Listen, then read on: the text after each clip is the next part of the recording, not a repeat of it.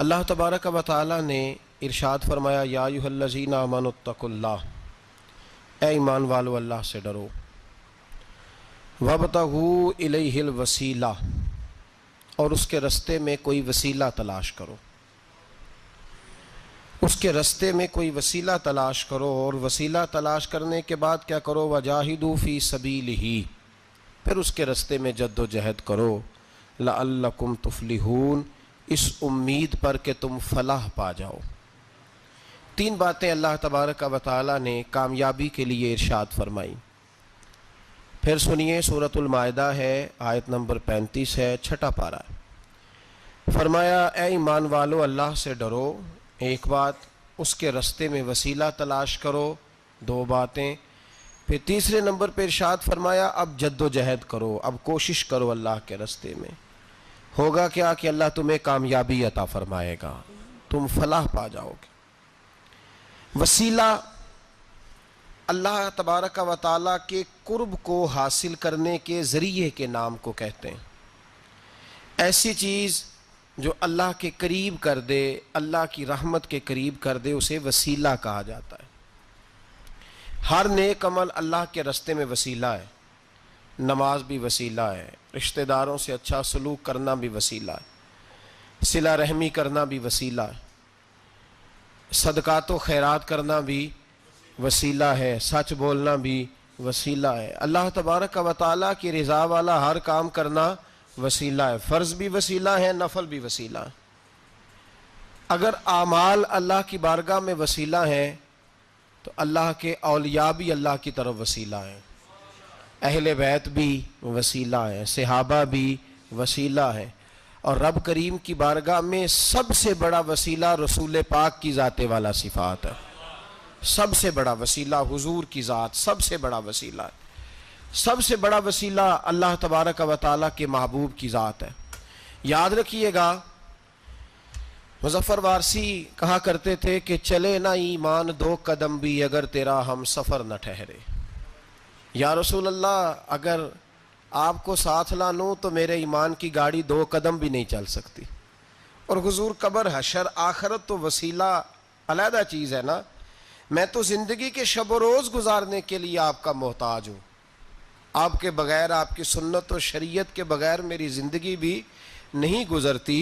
کہنے لگے چلے نہ ایمان دو قدم بھی اگر تیرا ہم سفر نہ ٹھہرے، اور تیرا وسیلہ دیا نہ جائے تو زندگی معتبر نہ ٹھہرے۔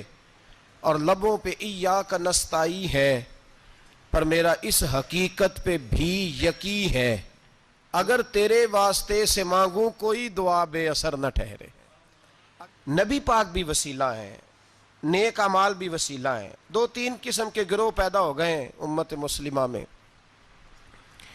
یہ وابتغوا الیہ الوسیلہ کے تحت شاہ ولی اللہ صاحب محدث دہلوی رحمۃ اللہ تعالیٰ علیہ، جو امت مسلمہ کے متفقہ امام ہیں، تمام مسالک جن کا احترام کرتے ہیں، شاہ ولی اللہ صاحب نے لکھا ہے کہ وابتغوا الیہ الوسیلہ سے مراد یہ ہے کہ اللہ فرماتا ہے اکیلے نہ آ جانا، کسی مرشد کامل کا دامن تھام کے آنا۔ ایسے اکیلا نہ آ جانا کہ تیرا کوئی وارث ہی نہ ہو، کسی کا دامن تھام کے۔ اب دو تین جماعتیں پیدا ہو گئیں، ایک سرے سے قائل ہی نہیں وسیلے کے۔ وہ کہتے ہیں جی نماز کا وسیلہ دے لو، روزے کا وسیلہ دے لو، حج کا وسیلہ دے لو، نبی پاک کا نہ دینا۔ وہ خدا کے بندو، نماز کا وسیلہ دینا درست ہے، میں نے شروع میں کہا کہ یہ بھی وسیلہ ہے، لیکن نماز پتہ نہیں قبول ہے کہ نہیں قبول۔ روزے کا وسیلہ دینا درست ہے، پر پتہ نہیں وہ قبول ہے کہ نہیں۔ حج کا وسیلہ دینا حرج نہیں، دینا چاہیے، لیکن پتہ نہیں ہمارے حج ٹوٹے پھوٹے ہیں، قبول ہیں کہ اس رسول کا وسیلہ کیوں نہ دیں جو ہر حال میں اللہ کی بارگاہ میں قبول ہی ہے، ہر حال میں اللہ کی بارگاہ میں۔ بلکہ اعلیٰ حضرت فرماتے ہیں باخدا خدا کا یہی ہے در، نہیں اور کوئی مفر مکر، جو وہاں سے ہو یہیں آ کے ہو، جو یہاں نہیں تو وہاں نہیں۔ تو یاد رکھیے گا، نبی پاک کا وسیلہ سب سے معتبر وسیلہ ہے۔ اب لوگ اس جھگڑے میں پڑ گئے، اور جتنی جتنی تعلیم عام ہوتی جاتی ہے، لوگ دروازے رسول سے دور ہوتے چلے جا رہے ہیں، بجائے اس کے کہ محبت رسول بڑھتی، نبی پاک کا قرب بڑھتا، اور ہم بھی بادشاہ لوگ ہیں، جس مرضی کی بات ہم سننی شروع کر دیتے ہیں۔ اور خدا کے بندو سنو، زندگی نبی پاک کے بغیر نہیں گزر رہی تو قبر حشر میں حضور کے بغیر کامیابی کیسے ہوگی؟ یاد رکھیں اور سمجھیں اس بات کو، اور اپنے عقیدے کو پہاڑ سے زیادہ تگڑا بنائیں۔ اس میں کوئی شک نہیں کہ نیک اعمال بھی وسیلہ ہیں، پر بھائی مجھے تو اپنی نماز پر اعتبار نہیں، اس لیے کہ میں خلوص سے پڑھتا ہی نہیں، کئی جگہوں پہ کمی محسوس ہوتی ہے، کئی جگہوں پہ نقص محسوس ہوتے ہیں، روزے رکھے ہیں، ہمیشہ سے رکھ رہے ہیں، لیکن کوئی ایسا مان اور بھروسہ نہیں کہ بخشوائیں گے۔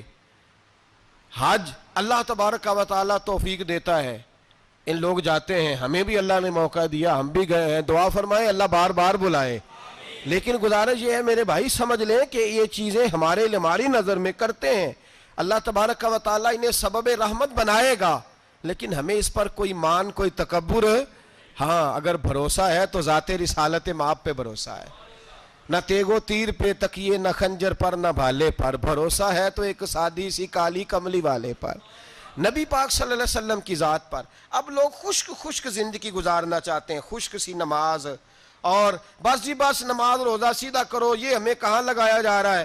ہم خود بھی آگے نہیں جانا چاہتے، حالانکہ ہم نے وسیلے بنائے ہوئے ہیں، کئی لوگوں نے ایم پی اے وسیلہ رکھا ہوا ہے، ایم این اے وسیلہ رکھا ہوا ہے، یار 15-20 وسیلہ رکھے ہوئے ہیں، بلکہ امیر لوگوں سے سلام دعا رکھی ہوئی ہے، کس لیے؟ روز دعوتیں پکتی ہیں ہوٹلوں میں، یہ سارے وسیلے ہم نے بنائے ہوئے ہیں۔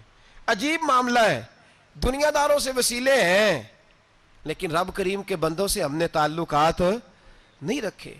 مزارات پہ جانا، اولیاء کی بارگاہ میں جانا، رب کریم کے بندوں سے پیار کرنا، صحابہ سے محبت کرنا، اہل بیت سے پیار کرنا، نبی پاک پہ درود پڑھنا، دنیا داری کا ہمیں پتہ ہے ہم نے کیسے بیچ میں سے بچ کے نکلنا ہے، ہمیں کس چیز کی حاجت ہے، دعوت پہ بلانا ہے تو کس کو چھانٹی کر کے بلانا، یہ سارا ہمیں پتہ ہے۔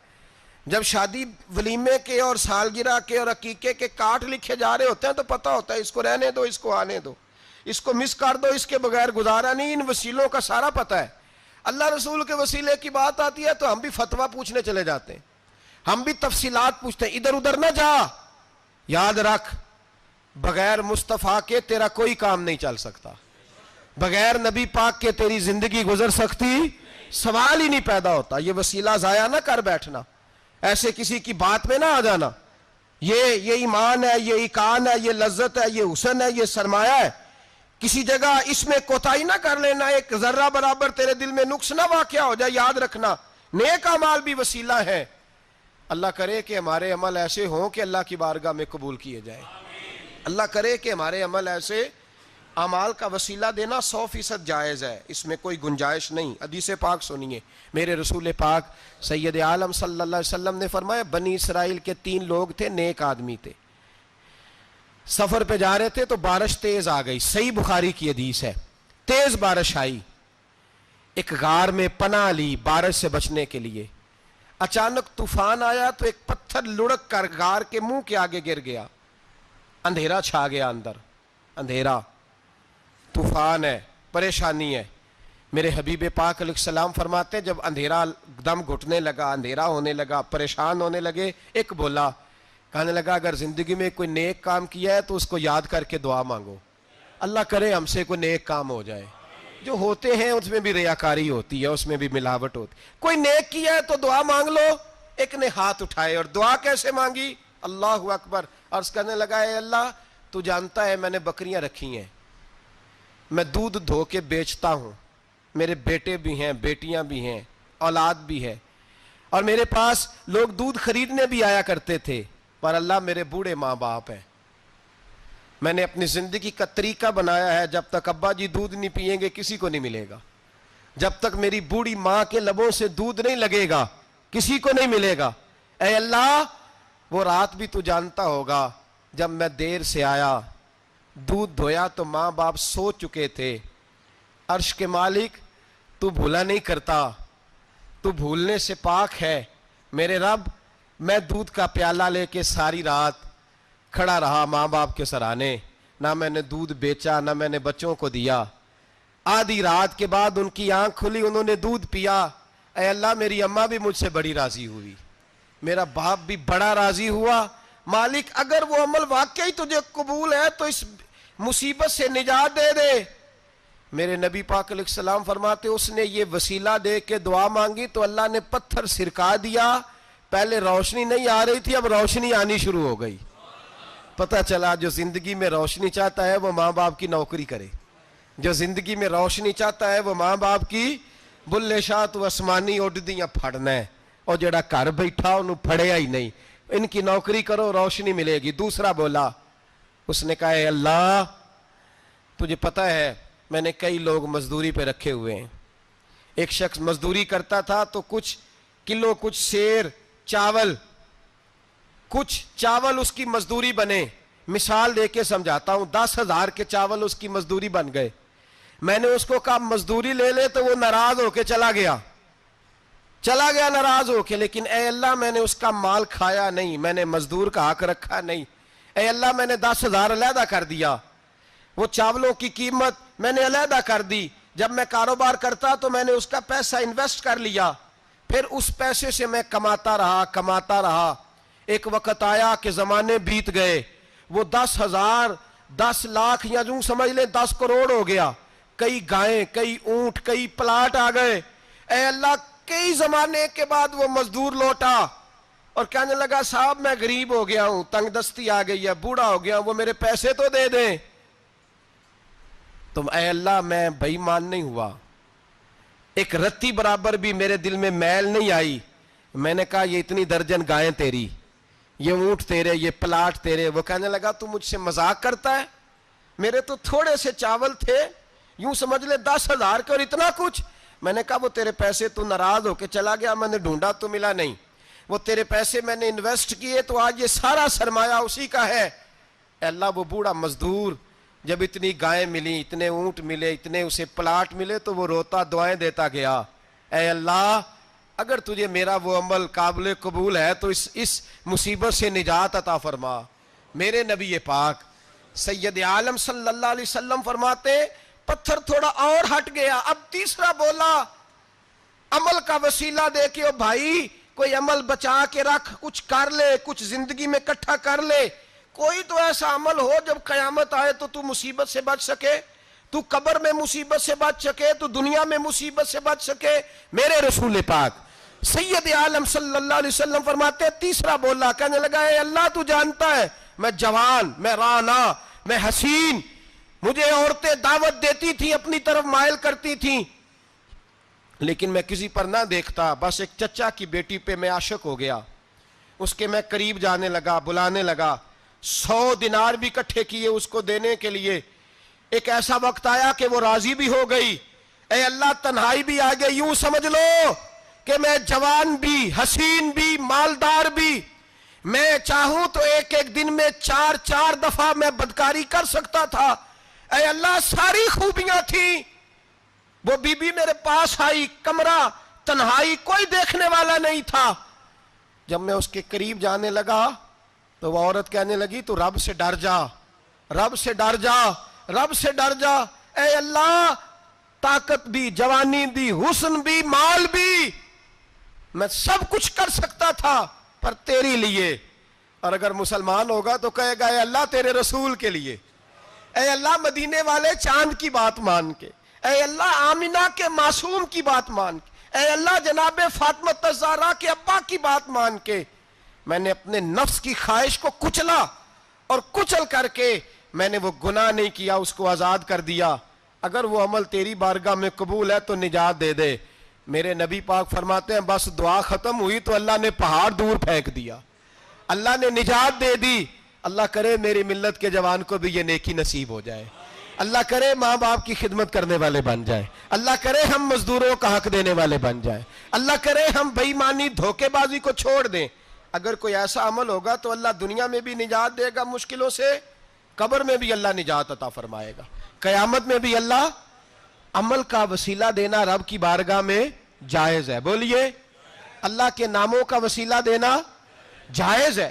کوئی بھی عبادت اگر خلوص کے ساتھ کی جائے, میرے نبی پاک نے فرمایا فرض نماز پڑھ کے تو جو دعا بھی مانگے گا رب تیری قبول فرما لے گا. فرض نماز پڑھ کے جو 2 دعا بھی مانگے گا اللہ تیری, اس کا مطلب ہے اعمال کی برکت سے اللہ دعائیں قبول کرتا ہے, اللہ دعائیں قبول بس پھر وہی دعا کرتا ہوں اللہ ہمیں خلوص والے عمل کی توفیق عطا فرما۔ اچھا اگر یہ والا وسیلہ جائز ہے تو بتائیے نبی پاک کا وسیلہ جائز نہیں؟ عمل میں تو کوئی کوتاہی ہو سکتی ہے لیکن حضور کی وجاہت میں کوئی کوتاہی ہو سکتی، نبی پاک کی رحمت میں کوئی کمی ہو سکتی؟ ادھر سنو، ایک پہلو ذرا گہرائی سے، ایک بات عقیدے کی اس کو یاد رکھنا، اللہ کو کوئی بندہ نا مجبور نہیں کر سکتا کہ ہم نے نبی پاک کو لا کے کھڑا کر دیا ہے تو اللہ مجبور نہیں ہو گیا، یہ سمجھ لیں۔ اللہ مجبور ہے، ایک مجبور ہوتا ہے، ایک پیار ہوتا ہے، ان دونوں چیزوں میں اللہ کو اپنے رسول سے پیار ہے۔ نبی پاک فرماتے ہیں میں دعا کرنے گیا، اے اللہ میری امت پہ قحط نہ آئے، اللہ نے فرمایا ابھی نہیں آئے گا۔ اے اللہ میری امت کے چہرے نہ بدلیں، گناہ کریں تو مسخ نہ ہو، ابھی نہیں بدلیں گے۔ حضور فرماتے ہیں میں نے ہاتھ اٹھایا کہ اللہ یہ آپس میں لڑے نہ، توجہ کرنا جملوں پہ، اے اللہ یہ آپس میں لڑے نہ۔ اللہ یہ بھی کہہ سکتا تھا ابھی یہ نہیں قبول کرنی دعا، اللہ بے نیاز ہے نا، چاہے قبول کرے اور چاہے، توجہ کرو غور کرو بات پہ، اللہ چاہے تو قبول کرے چاہے تو، اے اللہ میری امت لڑے نہ، تو یہ نہیں فرمایا حبیب قبول نہیں کرتا، کہ محبوب یہ دعا مجھ سے مانگ ہی نہ، اے حبیب تو دعا مانگ، تو مانگے میں قبول نہ کروں، یہ ہو نہیں سکتا، اس طرح کر یہ دعا مجھ سے۔ نبی پاک نے منافقین کے لیے دعا کرنی چاہیے کہ اے اللہ، اے مولا تو مہربانی فرما، اے اللہ کرم فرما، منافقین کو بھی بخش دے۔ تو میرے رسول پاک علیہ السلام فرماتے ہیں رب کریم نے مجھے منع کیا، اے محبوب یہ والی دعا، یہ دعا ہی نہ مانگ، یہ دعا اللہ کو کوئی مجبور کر سکتا، لیکن اگر اللہ پیار کرے تو، بھائی دنیا داری کا چودھری صاحب کا، مولوی صاحب کا، پیر صاحب کا ایک عام مشہور مقولہ ہے، فلاں بندہ آ گیا تھا اس کو میں انکار نہیں کر سکتا تھا، کیوں جی وہ بندوق لے کے آیا تھا، کر دینا تھا انکار، فلاں آدمی آ گیا تھا پھر میں اس کو انکار، اور فلاں بندے کو ساتھ لے آیا تھا اس کو انکار ہو سکتا، کیوں جی؟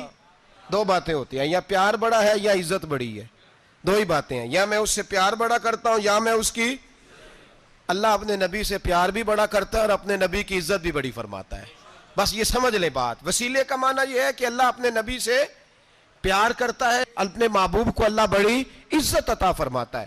نبی پاک سید عالم صلی اللہ علیہ وسلم کے وسیلے کا یہ حال تھا کہ صحابہ ہر کام کے لیے دروازہ رسول پہ پہنچ جاتے تھے، پیاس لگی تو حضور کے پاس، بھوک لگی تو نبی پاک کے پاس، حضرت ابو ہریرہ کو حافظہ چاہیے تو نبی پاک کے پاس، کسی کو اولاد کی ضرورت ہے تو وہ رسول پاک کے پاس، کسی کو طاقت کی ضرورت ہے تو وہ بھی نبی پاک کے پاس، ہر آدمی جاتا تھا، انہیں پتا تھا دیتا خدا ہی ہے پر وسیلہ مصطفیٰ دیتا ہے صلی اللہ علیہ، اور حضور نے فرمایا انما انا قاسم، بخاری مسلم ہے، فرمایا میں تو بانٹنے والا ہوں، میں قاسم ہوں، واللہ یؤتی، ہاں عطا کرنے والا اللہ ہے، میں قاسم ہوں اور دینے والا اللہ ہے۔ صحابہ ہمیشہ نبی پاک کے واسطے سے دعا مانگتے، انہیں پتا تھا اگر تیرے واسطے سے مانگوں تو کوئی دعا بے اثر نہ ٹھہرے۔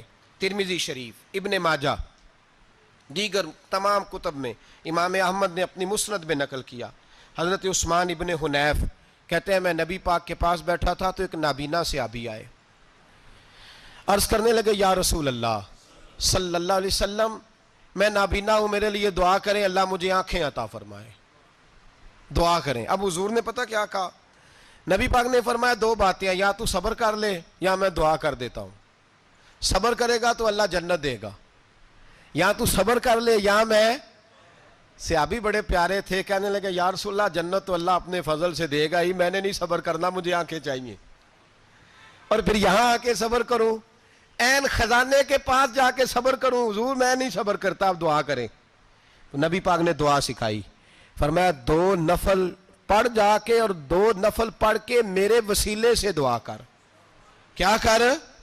اللہ سے کہہ کہ اے اللہ میں تیرے پاس تیرے رسول کا وسیلہ لے کے آیا ہوں، اور پھر کہنا یا محمد انی توجہت علیک، کہنا ہے محمد صلی اللہ علیہ وسلم میں آپ کے وسیلے سے اللہ کی بارگاہ میں حاضر ہوں، اور پھر اللہ سے کہنا کہ اے اللہ تو اپنے نبی کی سفارش میرے حق میں قبول فرما. کون سکھا رہا ہے؟ بولیے کس کو؟ بولیے. کہا جا میرے وسیلے سے جا کے دعا کر. حضرت عثمان کہتے ہیں وہ چلے گئے, 2 نفل پڑھے, حضور کے وسیلے سے دعا مانگی. فرماتے ہیں وہ چلے گئے پر ہم کوئی نہیں گئے. آپ کیوں نہیں گئے؟ تو صحابہ کا نظریہ بتاتا ہے کہ وہ گئے اس لیے نہیں کہ ہم حضور کا معجزہ دیکھ کے ہی جائیں گے. کہتے ہیں ہم گئے نہیں. تھوڑی دیر گزری تو وہ صحابی جو اندھے گئے تھے جب واپس آئے ہیں تو اللہ نے انہیں آنکھیں عطا فرما دی. گئے تھے تو نابینا تھے, آئے تو بینا ہے. میرے نبی پاک صلی اللہ علیہ وسلم کا توسل, حضور کا وسیلہ خود حضور نے سکھایا ہے, خود نبی پاک نے. اور صحابہ کرام علیہم رضوان اس مزاج پر پورے عامل تھے. حضرت عمر فاروق صحابہ میں ایک دانشور شخصیت کا نام ہے, علم کے لحاظ سے, عمل کے لحاظ سے, بصیرت کے لحاظ سے, تقوی کے لحاظ سے ایک بڑی انفرادی اور منفرد شخصیت ہے. حضرت عمر کے زمانے میں قحط پڑ گیا, بارش نہیں ہوتی, حالات بڑے دگرگوں ہیں, پریشانی ہے. لوگ سیدنا فاروق اعظم سے پوچھتے ہیں حضور اب کیا بنے گا؟ جو میں نے پہلے حدیث آپ کی خدمت میں عرض کی وہ ترمذی اور ابن ماجہ سے. اب جو حضرت عمر کی روایت عرض کر رہا ہوں یہ صحیح بخاری میں موجود ہے. حضرت عمر فاروق رضی اللہ تعالیٰ عنہ کا زمانہ مبارکہ, قلت آ گئی, قحط آ گیا, بارش شدید ہے, صحابہ پریشان ہے. جناب عمر فاروق رضی اللہ تعالیٰ عنہ سے کہتے ہیں حضور کرنا کیا ہے؟ حضرت عمر پہلے تو خاموش رہے, پھر حضور کے چچا جناب عباس کو بلایا, کوئی بات نہیں کی. جناب عباس کا بازو پکڑا اور کھلے میدان میں لے گئے. حضرت عمر دعا کرتے ہیں اور پوری امت کو دعا کا طریقہ بتلاتے ہیں. حضرت عمر کہتے ہیں اگر قبول کرانی ہے تو یہ طریقہ اختیار کرو, اگر اللہ کی بارگاہ میں دعاؤں کو مستجاب کرانا ہے تو یہ رنگ ہے جو امت مسلمہ کو میں سکھا رہا ہوں. حضرت عمر نے جناب سیدنا عباس رضی اللہ تعالیٰ عنہ کو کھڑا کیا سامنے اور دعا فرمائی, اللہم انا نتوسل الیک بنبیک, اے اللہ ہم تیری بارگاہ میں تیرے نبی کے وسیلے سے دعا کرتے ہیں, فتسقینا, ہمیں بارش عطا فرما. ہمیں کس کے وسیلے سے؟ حضور. اور پھر کہا اللہم انا نتوسلک بام نبیک, اے اللہ ہم نے اپنے نبی کے چچا کے وسیلے سے بارش عطا فرما. اے اللہ ہمیں اپنے رسول کے چچا کے وسیلے سے, حضرت عباس کے وسیلے سے بارش دے. صحابہ کہتے ہیں جب ہم گئے تھے دعا مانگنے تو خشک سالی تھی, اور جب گھروں کو آ رہے تھے تو ہمارے کپڑے بارش سے بھیگ چکے تھے. اللہ نے بارش عطا کس کے وسیلے سے؟ حضرت عباس. اچھا یہ بات یہاں قابل غور ہے, حضرت عمر کے وسیلے سے بھی دعا ہو سکتی ہے, دعا سیدنا عمر فاروق کے وسیلے سے بھی, لیکن حضرت عمر رضی اللہ تعالیٰ عنہ نے نبی پاک کے چچا, چونکہ حضرت عباس جب آیا کرتے تھے تو حضور کھڑے ہو کے استقبال فرماتے تھے آپ کو دیکھتا ہوں تو مجھے اپنے والد کی یاد آتی ہے. حضرت سیدنا عمر نے بتلایا کہ میں اس کو لے کے جا رہا ہوں جو نبی پاک کے زیادہ قریب ہے, جو حضور کے زیادہ قریب ہے, ان کے وسیلے سے دعا فرمائی. امت کو کیا درس دیا؟ فرمایا جو بھی حضور کے قریب ہو اس کے وسیلے سے دعا کرو, اللہ تمہیں آسانیاں نصیب فرمائے گا. اب ہمارا حال یہ ہے, انتشار ہی انتشار ہے, اختلاف ہی اختلاف, شک کی شک ہے, پریشانی. واضح حدیثیں موجود ہیں. میں آج ایک صاحب کو پڑھ رہا تھا, پتہ نہیں لوگ کیوں پریشانی کا شکار ہیں, کیوں لوگ اس آزمائش کا شکار ہیں. کہتے ہیں جی وسیلہ نہیں دینا چاہیے, سیدھا سیدھا نیک عمل کرو. او میرے بھائی, میں نے کہا کہ اللہ کسی وسیلے کا محتاج, اللہ محتاج نہیں, لیکن اس کی عادت ہے وہ وسیلے کو پسند فرماتا ہے. باریک بات مشکل ہوتی ہے لیکن موٹی بات تو سمجھ میں آنی چاہیے نا. کوئی شخص ایسا ہے جسے اللہ نے بغیر ماں باپ کے وسیلے کے پیدا کر دیا ہو, حالانکہ اللہ پیدا کرنے پہ قادر, حضرت آدم کو کیا ہے نا, حضرت حوا کو, جناب عیسیٰ علیہ السلام کو بغیر باپ کے پیدا, لیکن یہ اس کی عادت, وہ جب پیدا کرتا ہے تو ماں باپ کے وسیلے سے پیدا کرتا ہے, پھر جب روزی دیتا ہے تو پھر بھی کسی نہ کسی, کیا اس نے حکم دے دیا؟ روزی کون دیتا ہے؟ تو اللہ کا یہ حکم ہے کہ کنڈی لگا کے اندر پنکھا چلا کے سوئے رہو, روزی پہنچ جائے گی. کہتا اٹھ, کوئی سبب پیدا کر, باہر نکل, محنت کر, وسیلہ بنا. جو آدمی کہتا ہے جی میں کپڑے سی بھی خود لیتا ہوں, استری بھی کر لیتا ہوں, دھو بھی لیتا ہوں, اس سے سوال یہ ہے کہ بنا بھی لیتے ہو؟ اس کا مطلب ہے اللہ نے بندوں کو بندوں کا محتاج، بندوں کے لیے بندوں کا وسیلہ اللہ نے رکھا ہے. ہماری یہ موٹی سی بات بھی عقل میں نہیں آتی، موٹی سی بات بھی کہتا ہے جی نہیں ڈائریکٹ. او خدا کے بندے تھوڑا غور کر، دیتا اللہ ہی ہے اور دے گا بھی اللہ ہی، لیکن جو ذرائع، جو وسیلے، جو سبب اللہ نے ہمارے لیے مقرر کیے ہیں، ہم اس سبب کا انکار کر سکتے؟ شفا کون دیتا ہے؟ دوائی لینے کس کے پاس جاتے ہو؟ آپ اس طرح کریں نا، چپ کر کے گھر بیٹھیں، تسبیح پڑھیں، یا شافی الامراض، یا شافی الامراض، او شفا دینے والے، او شفا دینے والے، سارا دن جی وظیفہ پڑھیں. شفا کون دے گا؟ تو وظیفہ پڑھو چپ کر کے، دوائی لینے کیوں گئے ہو؟ لیکن اللہ کے حبیب کا ہی فرمان ہے کہ بیمار ہو جاؤ تو دوائی بھی کھاؤ، پرہیز بھی کرو. یہ سارے فرمان ہمیں بتاتے ہیں کہ وسیلہ لینا، وسیلہ دینا، یہ تو اللہ تبارک و تعالیٰ کا طریقہ مبارکہ ہے. لوگ اتنی سی بات کو نہیں سمجھتے، اور قرآن نے واضح طور پہ کہہ دیا وَابْتَغُوا إِلَيْهِ الْوَسِيلَةَ. اور سورہ بقرہ گھر جا کے کھولنا، آیت نمبر 99، 80 اور 9، 99 آیت پڑھنا. کفار نے، یہودیوں نے نبی پاک کی علامتیں پڑھ لی تھی تورات، زبور اور انجیل میں. اللہ کا قرآن کہتا ہے وَكَانُوا مِن قَبْلُ يَسْتَفْتِحُونَ عَلَى الَّذِينَ كَفَرُوا. فرمایا جب میرے نبی نہیں آئے تھے تو یہ یہودی میرے رسول کے وسیلے سے اللہ سے فتح مانگا کرتے تھے، اور جب یہ رسول کا وسیلہ دیتے تھے تو اللہ انہیں فتح عطا فرماتا تھا. امام حاکم نے مستدرک میں لکھا ہے، اور امام حاکم انہی شرطوں پر حدیثیں بیان کرتے ہیں جن شرطوں پر امام بخاری اور مسلم بیان کرتے ہیں.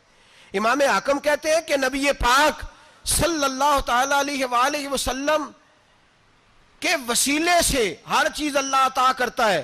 جناب آدم علیہ السلام زمین پہ تشریف لائے تو 300 سال نگاہ اٹھا کے آسمان کی طرف نہیں دیکھا، شرم آتی ہے مجھ سے غلطی ہو گئی، اور پھر روتے رہے 300 سال.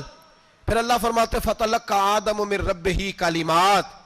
پھر اللہ نے جناب آدم کو کچھ کلمے سکھائے جس کی برکت سے توبہ قبول کی. وہ کلمے کیا تھے؟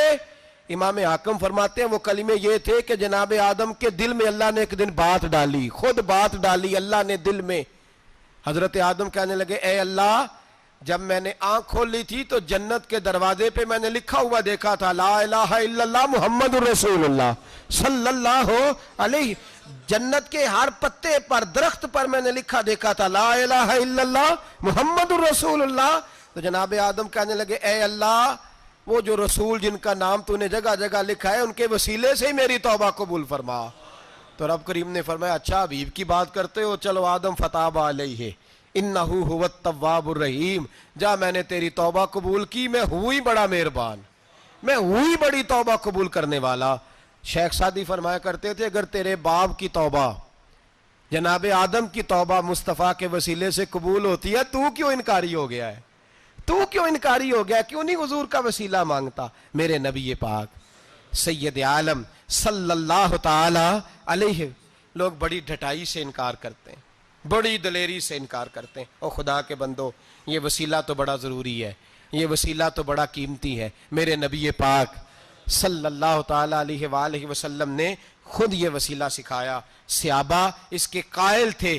حضرت عائشہ صدیقہ کے پاس لوگ آئے، آ کے عرض کیا اے اماں جی بارش نہیں ہوتی، قحط پڑ گیا ہے. اس بات کو نا ذرا دل کی گہرائیوں سے سننا. مسجد نبوی ہے، مسجد نبی کے ساتھ ادھر دیکھیے گا ذرا، یہ مسجد ہے، مسجد کے ساتھ حضور کی قبر ہے، ساتھ حضرت عائشہ کا حجرہ ہے. پہلے حضرت عائشہ، پھر حضور کا روزہ، پھر آگے بولتے جائیے آگے کیا ہے. چاہیے تھا نا سیدھے مسجد جاتے. حضرت عائشہ کے پاس آئے، توجہ کرنا میری بات. کہا اماں جی بارش نہیں ہوتی، کیا کریں؟ اماں جی نے مسجد نہیں بھیجا، کہنے لگی اس طرح کرو حضور کے دروازے پہ جاؤ اور جا کے نا نبی پاک جہاں دفن ہے وہاں تھوڑی سی نا جو حضور کے سر والی جگہ ہے نا قبر پہ، وہ چھت تھوڑی سی کھول دو، چھت کھول دو.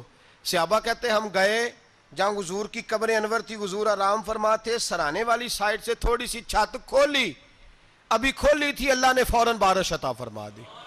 فوراً کہتے ہیں جب بارش ہوئی تو ہم مسجد میں شکرانے کے نفل پڑھنے چلے گئے حضرت عائشہ کے وسیلے پہ، روضہ رسول پہ، اور روضہ رسول کے وسیلے سے اللہ کی یہ طریقہ تو ہمیں صحابہ سکھا رہے ہیں، با خدا خدا کا یہی ہے در، نہیں اور کوئی مفر مکر، جو وہاں سے ہو یہیں آ کے ہو، جو یہاں نہیں تو وہاں نہیں۔ صحابہ تو دروازے رسول پہ جا رہے ہیں، ایک بار نہیں بار بار جا رہے ہیں، تو اکڑ کے پھر رہا ہے، اکڑ کے پھر رہا ہے۔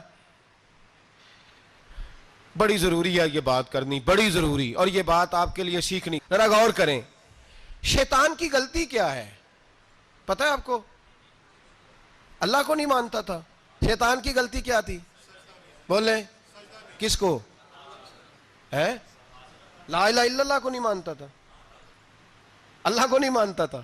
نہیں تو انہیں پتہ ہی نہیں نہ اس گل دا، اور میں تو اگر پوچھا نا اج دی خبر کی یہ تازی، تو تمہیں پتہ ہے، اور بھائی اس کو بھی سمجھیں، یہ عقیدہ ہے، یہ ایمان ہے، میری منت ہے، اس کو سمجھ لو، یہ کام آئے گا آپ۔ یہاں عجیب رٹا ہے، یہاں لوگ معاذ اللہ تبارک و تعالی اللہ کا نام لے کے در رسول سے دور کر رہے ہیں۔ بہت بڑا دھوکہ ہے، بہت بڑی زیادتی ہے، امت کے دلوں پر خنجر چلتا ہے، اور میرا تو کلیجہ پھٹتا ہے جب میں ایسی تحریریں پڑھتا اور سنتا۔ یار تو کیا بیان کر رہا ہے؟ ڈر اللہ سے مرنا نہیں، نبی پاک کو منہ نہیں دکھانا، تو کیا کر رہا ہے؟ بتا نا شیطان کی غلطی کیا تھی۔ وہ تو صاف ستھری بات کر رہا تھا، یا اللہ ایک نہیں تو لاکھ سجدہ کرا میں تجھے کرتا ہوں۔ اللہ نے فرمایا ادھر آنا، میرے محبوب کو سجدہ کر۔ کہنے لگا نہیں کرتا، فرمایا فخرج فإنک رجیم، نکل جا تو لعنتی ہے۔ جو حضرت آدم کو وسیلہ نہ مانے وہ لعنتی ہے، اور جو روضہ رسول پہ کھڑا ہو کے کہے میں نبی کو وسیلہ نہیں مانتا، جو دروازے رسول پہ پہنچ کے کہے میں نبی پاک کو وسیلہ نہیں مانتا، جو مصطفیٰ کے وسیلہ ہونے کا انکار کرے، تو کہتا ہے کہ دنیا میں وسیلہ نہیں مانتا۔ اللہ تو قیامت کے دن بھی کہتا ہے جو مصطفیٰ کے پاس سے ہو کے آئیں گے میں بخش دوں گا۔ شفاعتی لآل الکبائر من امتی، حضور فرماتے ہیں موٹے موٹے گناہگار آتے جائیں گے، کالی کملی کے نیچے چھپاتا جاؤں گا، جنت میں بھیجتا جاؤں گا۔ وہاں قیامت میں تیری معافی نہیں ہو رہی، تو یہاں نہیں مان رہا۔ بریلی کے امام فرماتے ہیں آج لے ان کی پناہ، آج مدد مانگ ان سے، کل نہ مانیں گے قیامت میں اگر۔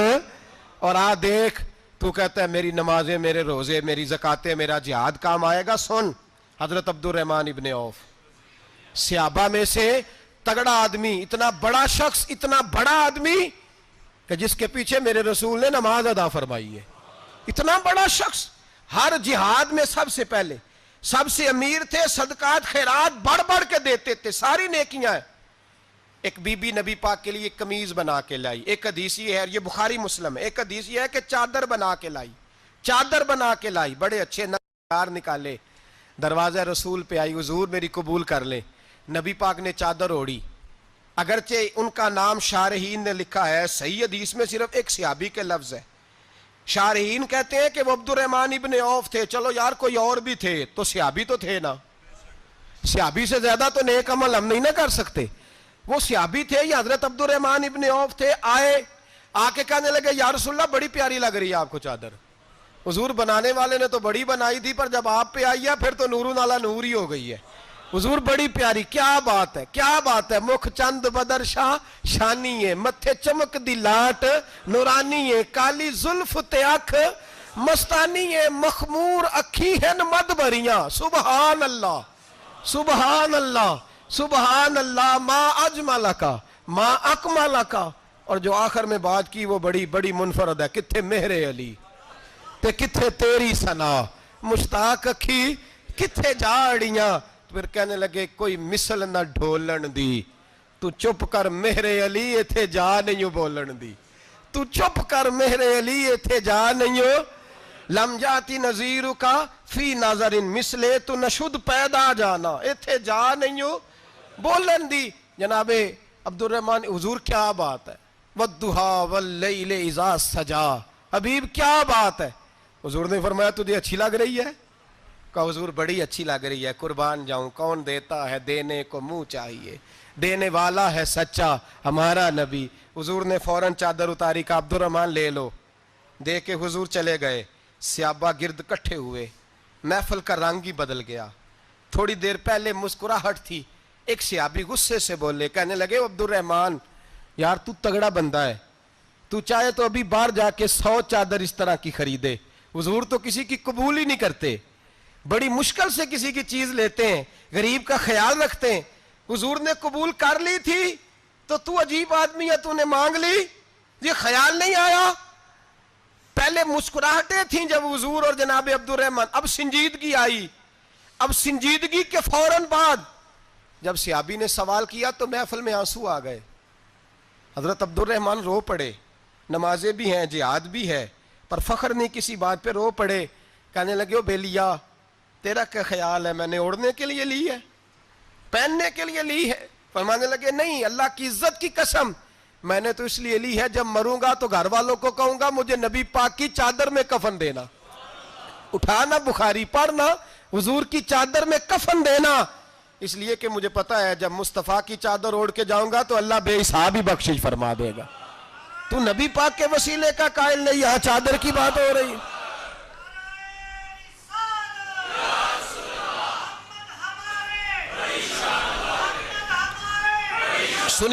سنیے اور غور کیجئے. حضرت مولا علی شیر خدا رضی اللہ, ان کی اماں نے نا حضور سے بڑا پیار کیا. حضرت ابو طالب کے گھر میں نبی پاک نے پرورش پائی. ان کی والدہ حضرت علی کی والدہ جناب فاطمہ بنت اسد حضور سے بڑا پیار کرتی. صحابہ کہتے ہیں اس دن حضور بڑا روئے جس دن حضرت فاطمہ نے مدینے میں انتقال فرمایا. فاطمہ بنت اسد جناب علی کی والدہ فرماتے ہیں جب خبر ملی کہ حضرت علی کی والدہ وصال کر گئی تو حضور رونے لگے. فرمایا وہ علی کی نہیں, وہ تو میری ماں تھی, میری اماں تھی. امام ابو نعیم نے لکھا ہے, کہتے ہیں حضور نے فرمایا جب میری اماں کو غسل دینے لگو نا, کفن پہنانے سے پہلے مجھ سے پوچھ لینا.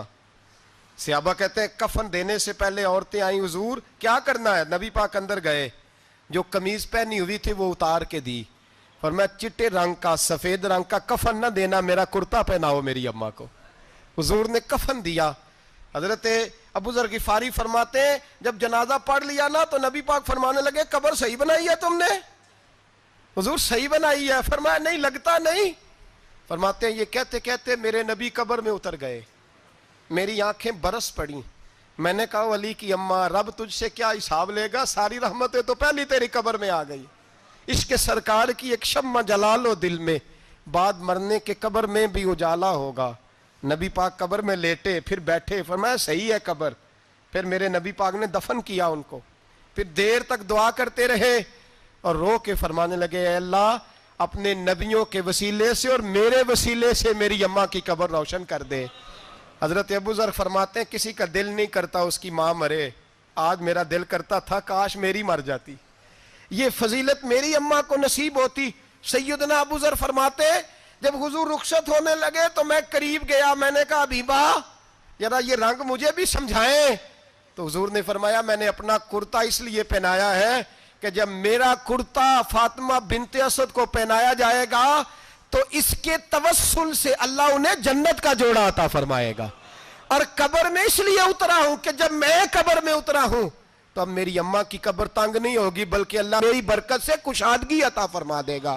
پسے مردن فرشتوں نے جو تلاشی لی تو کیا نکلا, فقط ایک دل کے گوشے سے خیال مصطفیٰ نکلا. اور میاں صاحب تو تڑپ اٹھے, کہنے لگے قبر میری تے میرے پیرا, جے کر پاویں پھیرا قبر میری تے. چلو زندگی میں بھی دعا رہی, زندگی میں بھی دعا رہی کہ تو آئے, میں کو جیتے میرا دل بر سونا کیوں کر اس نو بھاواں, وہ ویڑے میرے وڑدا نہ ہی, میں پئی لکھ وسیلے پاواں. میں نے زندگی میں بھی کہا وہ نہیں آیا, کی سی جے درد بن کے آ جاندو, وہ نہیں آیا. میاں صاحب کہتے ہیں میری قبر میں بھی یہ دعا رہی, قبر میری تے میرے اب پیرا, جے کر پاویں پھیرا قبر میری تے میرے اب پیرا, جے کر پاویں پھیرا قبر دے وچوں ہڈیاں اٹھ کے مجرا کر سن تیرا. تو آ تو صحیح. میرے رسول پاک سید عالم صلی اللہ علیہ وسلم خود قبر میں لیٹ گئے. او بھائی یہ وسیلہ اتنا پیارا, یہ وسیلہ. حضرت ابو ذر فرماتے دل کرتا تھا یہاں میری اماں ہوتی, اتنی کرم نوازیاں, اتنی بندہ نوازیاں, اتنی رحمتیں. حضور نے خود حضرت زینب نبی پاک کی صاحبزادی بڑی بیٹی کا وصال ہوا, حضور اس دن بھی بڑا روئے اور فرمایا جب میری بیٹی کو غسل دے لو تو پہلے مجھے بتانا. کفن نہ دینا۔ صحابہ کہتے ہیں حاضر ہوئے، یا رسول اللہ بی بی صاحبہ کو غسل دے لیا، کیا کرنا ہے؟ تو حضور نے اس دن بھی کرتا اتار کے دیا، فرمایا میری قمیض میں میری۔ او بھائی یہ وسیلہ نہیں، یہ تجھے وسیلہ۔ ایک صحابی حضرت ابو معذورہ، شریعت میں کندھے تک بال رکھنا جائز ہے، اس صحابی کے اتنے لمبے بال تھے کہ جب وہ بیٹھتے تھے تو نیچے دب جاتے تھے۔ لوگوں نے منع کیا، کٹواتا کیوں نہیں؟ فرمانے لگے نہیں کٹوانے۔ کہا کیوں؟ فرمانے لگے قبر میں لے کے جانے، قبر میں۔ کہا کیوں؟ فرمایا ان بالوں پہ ایک دفعہ نبی پاک نے ہاتھ رکھا تھا، حضور نے دست مبارک رکھا تھا، میں ساتھ للحد میں عشق کے رخ شاہ کا داغ لے کے چلے، ہم نے اندھیری رات سنی تھی چراغ۔ عبداللہ بن عتیق صحابی ہیں، حضور نے گستاخ قتل کرنے بھیجا، انعام دیے، انتقال کا وقت آیا تو بچوں کو بلایا، کہنے لگے یہ ایک ڈنڈا ہے، عصا ہے، جب مروں تو میری قبر میں رکھنا۔ کہا ابا جی سنا نہیں کبھی کسی نے ڈنڈا قبر میں رکھا ہو، عصا آپ کی قبر میں کیوں رکھے؟ فرمایا بیٹا تمہیں پتہ نہیں، یہ معمولی نہیں، یہ وہ ہے جو میرے رسول نے مجھے دیا تھا، یہ میری قبر میں، قبر میری تے میرے اب پیرا جے کر پاہ میں پھیرا، قبر دے وچوں ہڈیاں اٹھ کے مجرا کن سن تیرا، پسے مردن فرشتوں نے جو تلاشی لی تو کیا نکلا، فقط ایک دل کے گوشے سے خیال مست۔ حضرت انس بن مالک کہتے ہیں مر جاؤں تو حضور کے منہ مبارک میری زبان کے نیچے رکھ دینا۔ حضرت امیر معاویہ فرماتے ہیں میرے پاس حضور کے ناخن ہے، جب میں مروں تو میرے کفن میں رکھ دینا۔ میرے اعلیٰ حضرت فرماتے ہیں ہمارے پاس کوئی شے نہیں، کوئی شے نہیں، نہ ہمارے پاس حضور کے بال مبارک، ہم کم نصیبوں کے پاس، ہم غریبوں کے پاس نہ منہ مبارک، تو حضور آپ کے پاس کیا ہے؟ فرمانے لگے لحد میں عشق رخ شاہ کا داغ لے کے چلے، کہنے لگے کلیجہ پھاڑ کے دیکھو اندر دل پہ میں نے نبی کا نام جو لکھا ہوا ہے، لحد میں عشق رخ شاہ کا داغ لے کے چلے، ہم نے اندھیری رات سنی تھی چراغ لے کے چلے۔ حضور کا، نبی پاک صلی اللہ علیہ وسلم کا وسیلہ جو ہے، اس موضوع پر ہی بولتے جانے کو دل کر رہا ہے لیکن اس عنوان کو ختم بھی کرنا ہے۔ ایک ہے حضور کا وسیلہ، ایک ہے اولیاء کا وسیلہ۔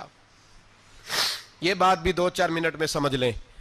صحیح بخاری مسلم میں میرے نبی پاک نے فرمایا ہے، حضور فرماتے ہیں لوگ جہاد کرنے جائیں گے، ایک زمانہ آئے گا میرے بعد لوگ جہاد کریں گے، پوچھا جائے گا تم میں کوئی صحابی ہے؟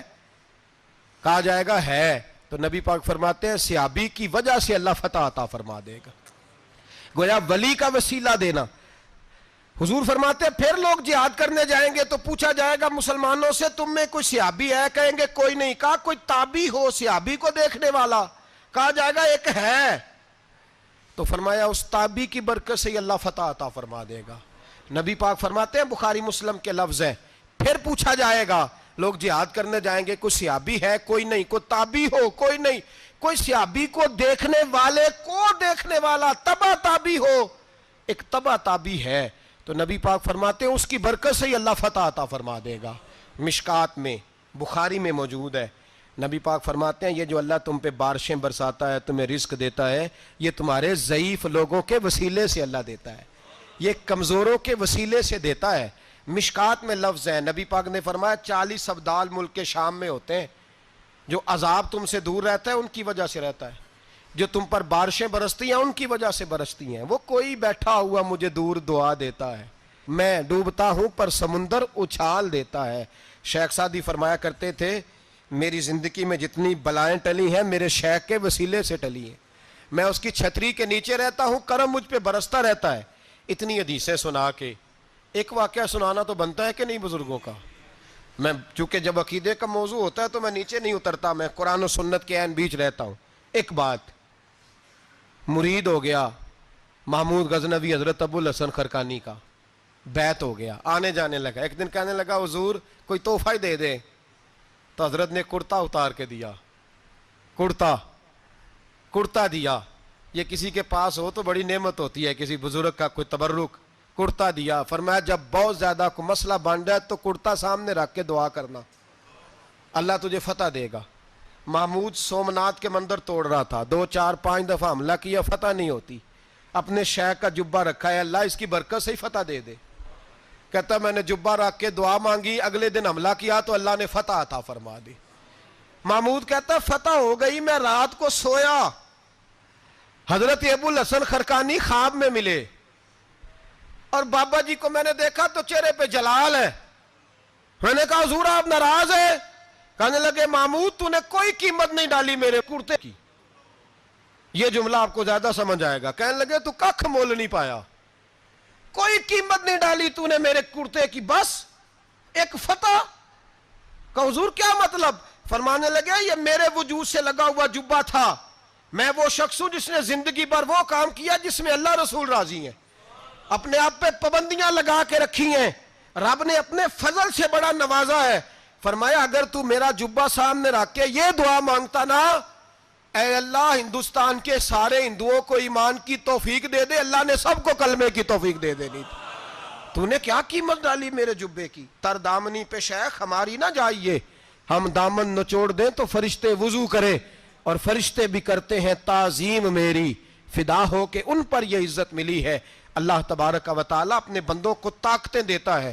مسئلہ یہ ہے آج بہت سارے لوگ تو انکار کرنے لگے ہیں، اور ہم جو اہل ہیں، ہمارا جن کا عقیدہ ہے، جنہیں اللہ نے خوش عقیدگی عطا فرمائی ہے، وہ بھی بہانوں کا شکار ہیں، بہانوں کا شکار ہیں، کر لیتے ہیں، دیکھ لیتے ہیں۔ اللہ والوں سے دوستی لگائیں، ان کا قرب اختیار کریں، ہر دعا ہر التجا نبی پاک کا وسیلہ شامل حال رہنا چاہیے۔ اگر تیرے واسطے سے مانگوں کوئی دعا بے اثر نہ ٹھہرے، نبی پاک کا وسیلہ دو گے تو ہر جگہ ہی اللہ کامیابیاں عطا فرمائے گا۔